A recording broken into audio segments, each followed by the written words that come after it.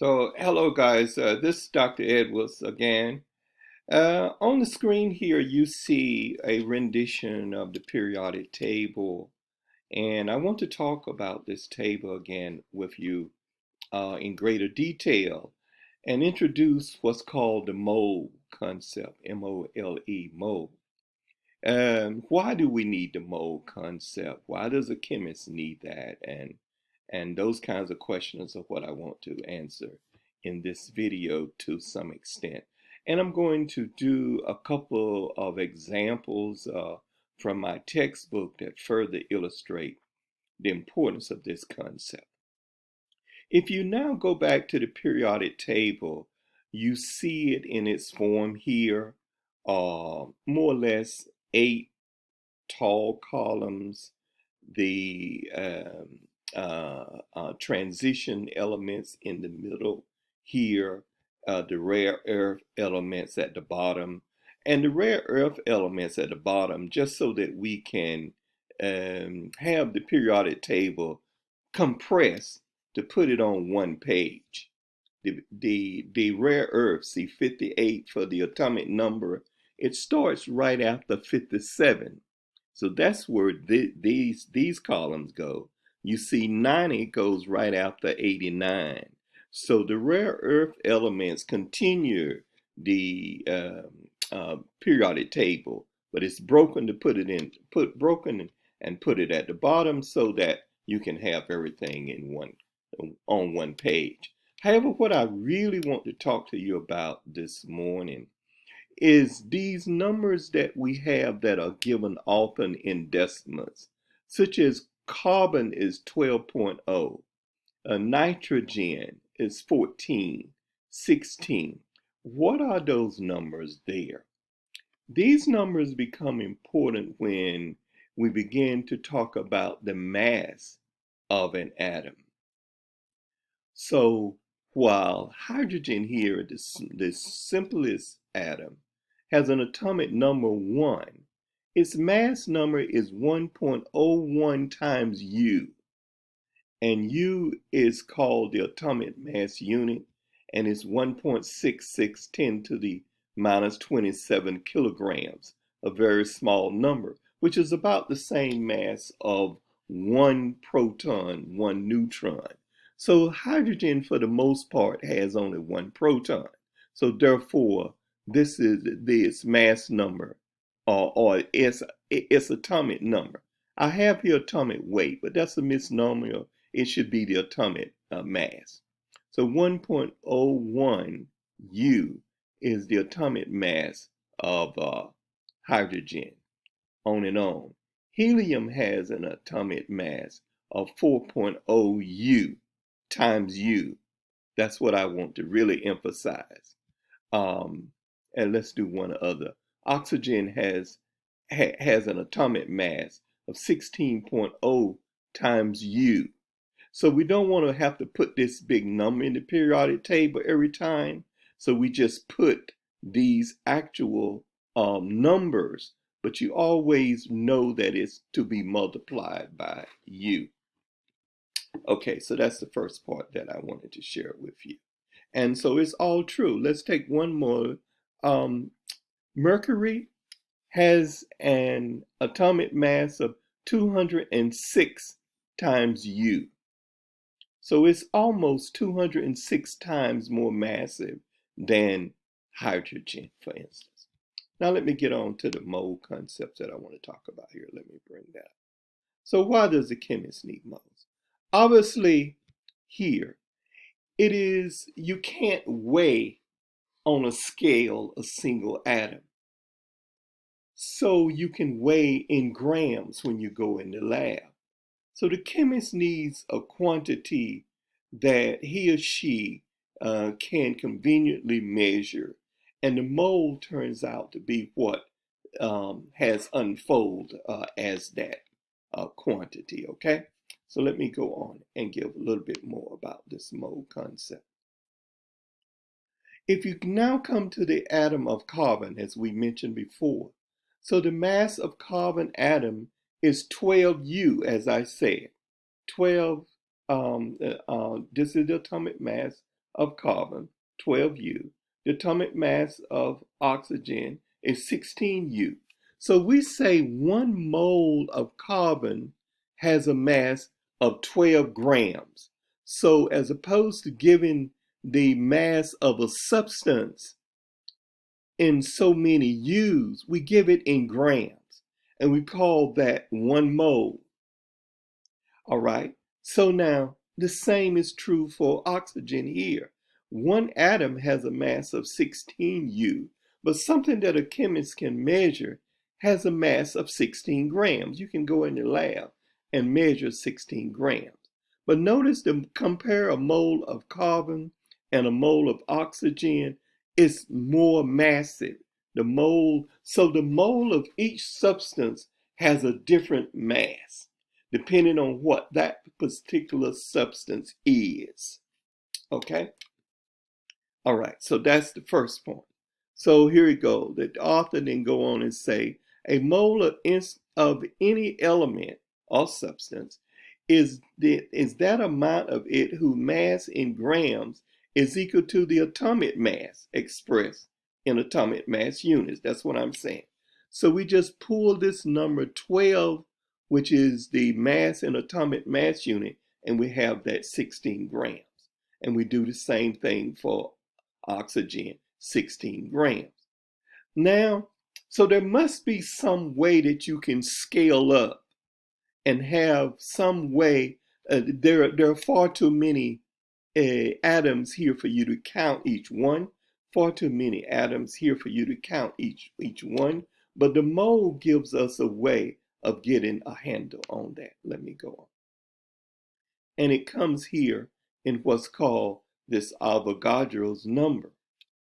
So the definition of the mole means that a mole of any element contains the same number of atoms as a mole of any other element. So each mole, and I don't know why we chose the name mole, but probably molecular or a small amount, a chunk. So this number is a constant and named and it's named after Avogadro, a chemist back in the day. Avogadro apostrophe S, Avogadro number is 6.02 10 to the 23rd atoms per mole. Or you see later, it's 6.02 times 10 to the 23rd formula units per mole, depending on what you are discussing, whether you are discussing atoms or whether you're discussing molecules or whether you are discussing something like sodium chloride that has a formula unit but is not a molecule, nor is it an atom, but a combination of atoms, okay?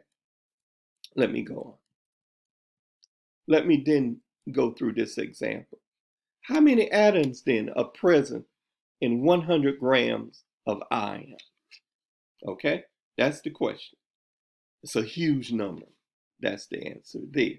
How do we get a handle on getting that number? How many atoms? Well, since the atomic mass of iron, go back to the periodic table, is 55.85 atomic mass units, U, then the mass of 1 gram of iron is 55.85 grams. That's what we just said. The 1 mole of it will always have whatever the atomic mass of that material is, times expressed in grams. Now then, if you talk about 100 grams, so the mole of iron is the mass of iron divided by the molar mass of iron. So 100 grams divided by 55.85 grams per mole give you a fraction of mole, 1.79 moles. Now that you have that, the only thing you have to do is multiply that number times the Avogadro's number, and it'll give you the number of atoms. So this is a little bit of the mathematics for this chapter. If you ever want to know this, who will want to know this? The chemist wants to know that as he or she is running some particular reaction. And it's just good to be able to make these kinds of calculations, if you will. Let me go on here to the next portion. Formula units then. Also, the formula unit of a substance is the sum of the atomic masses of the elements it contains, each multiplied by the number of times it appears in the formula of the substance. Okay, so look at this example here. Okay, so 1 mole of iron, Fe, has a mass of 55.85 grams, yes. And this is how many atoms it has. That's the number of atoms per mole. And so for this, and so, okay, so this is the problem that we just went through. Let me go on to the next one. So if it's not an atom, not a molecule, then we now define the mole of any substance is that amount of its whose mass in grams is equal to the formula mass expressed in atomic mass units. So the example then is sodium chloride, which is not an atom, it's an assembly. So you know, as we've said, we have atoms, molecules, assemblies of atoms, assemblies of molecules, and we have ions. Those are the type particles that we have that we deal with in chemistry. So here we have the particular case of sodium chloride. It's more than one atom. It's a group of atoms, and it's an assembly. Now, how do you get at getting what we call the formula mass for these type substances, sodium chloride and sodium sulfate? So there's one sodium atom, and so the atomic mass of sodium is 22.99 times U. The atomic mass of chlorine is 35.45 times U. So the formula mass is the sum of those two. So that's the formula mass for sodium chloride. And for sodium sulfate, what is the formula mass for it? Notice that there are two sodium atoms, so 2 times 22.99 gives you 45.98. There's one sulfur, 1 times 10 to the 1 times 32.06 give you that. And there's 4 oxygen, 4 times 16 gives you that. So the formula mass then is 142.04 atomic mass units. So you can think that this is 142 approximately times the mass of hydrogen.